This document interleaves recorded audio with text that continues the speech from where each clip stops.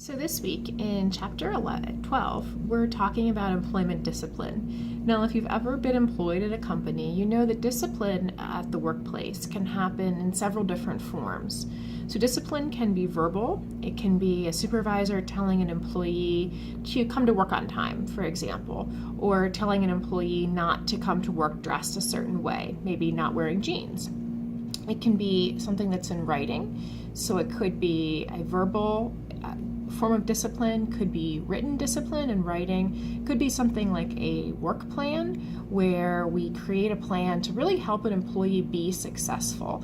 And we do that for a couple reasons. One is to support the employee, of course. Another is to document that we have employment issues or something that's taking place in the workplace that's not acceptable. And we do those for many different reasons. Some of them occur when we're thinking about separating employment with an employee, perhaps through terminating the employee or firing them, as we like to say. And we also do that when we are thinking about unemployment compensation. So if an employee is terminated from an employment and we want to ensure that they are not going to be successful in receiving unemployment compensation, because of course that's an additional cost to the company, we need to have strong documentation in place.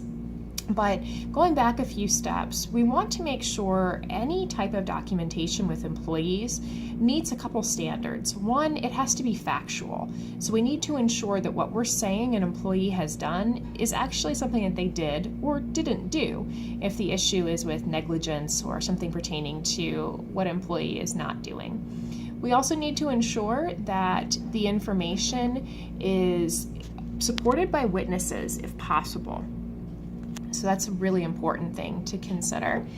Of course, we also want to make sure that it's timely. So giving someone a verbal warning for something that they did 3 years ago doesn't really make a lot of sense. We need to ensure that it's timely to when the employee actually did or didn't do what we wanted or didn't want them to do.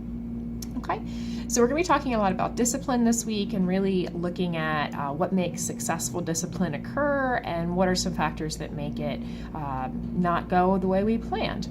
We also have a great discussion board, which I'm really excited about, and we're talking about major acts since in labor relations history. So we're talking about some of the laws and some of the important things that have happened, such as the formation of the National Labor Relations Review Board, and a few others that really have impacted our field of labor relations and have made this really interesting for employers. We're really looking a little bit more at that. And then you'll also have a quiz to kind of help you stay on track. So just something for you to utilize in order to ensure that you understand the material and that you're feeling confident. Now, as always, if you have questions or anything I can help with, please feel free to reach out to me. Of course, I can be reached by email or during office hours. So let's go ahead and jump in.